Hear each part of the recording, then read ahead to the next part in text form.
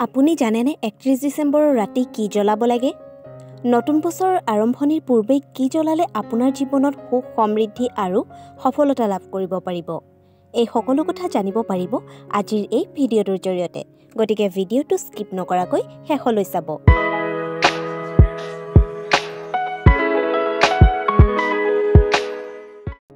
31 ডিচেম্বৰৰ ৰাতি এটা বস্তু পুৰি দিয়ক। চাব, নতুন বছৰত আপোনাৰ জীৱনত ঘটিব এক আচৰিত চমৎকাৰ। আমি সকলোৱে বিচাৰোঁ যে পুৰণি বছৰত হৈ যোৱা ভুলবোৰ যাতে নতুন বছৰত আকৌ নহয়।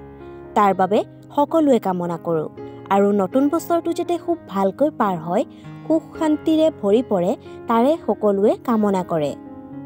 নতুন বছৰত যাতে একো সমস্যাৰ সন্মুখীন হ'ব লগা নহয়, তাৰ কাৰণে এটা উপায় কৰক, যিটো 31 ডিচেম্বৰৰ দিনা কৰিলে আহি থকা বছৰত আপুনি দুখ কষ্ট সমস্যাৰ পৰা আপুনি পৰিত্ৰাণ পাব পাৰিব। যিকোনো এখন উকা কাগজ লৈ ল'ব।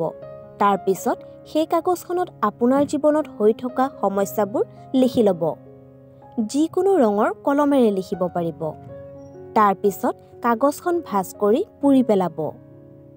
এই উপায়টো আপুনি 31 ডিচেম্বৰৰ দিনা ৰাতি কৰিব। চাব, আপোনাৰ সমস্যাবোৰ লাহে লাহে সমাপ্ত হ'ব। 31 ডিচেম্বৰৰ দিনা ৰাতি 8টা বজাৰ পৰা 11টা বজাৰ ভিতৰত এই উপায়টো কৰিব লাগিব। এই উপায়টো কৰিলে আপুনি শুভ ফল নিশ্চয় পাব। এই উপায়টো ঘৰৰ সকলোৱে কৰিব পাৰিব। কাগজখন পুৰি পেলোৱাৰ পিছত ছাইখিনি আকাশৰ ফালে ফুৱাই দিব আৰু ইউনিভাৰ্ছক থেংক ইউ ক'ব। চাব, আপোনাৰ সকলো সমস্যা সমাধান হ'ব। এইটো এটা বহুত চমৎকাৰী উপায়। আশা কৰোঁ ভিডিঅ'টো চাই ভাল পালে।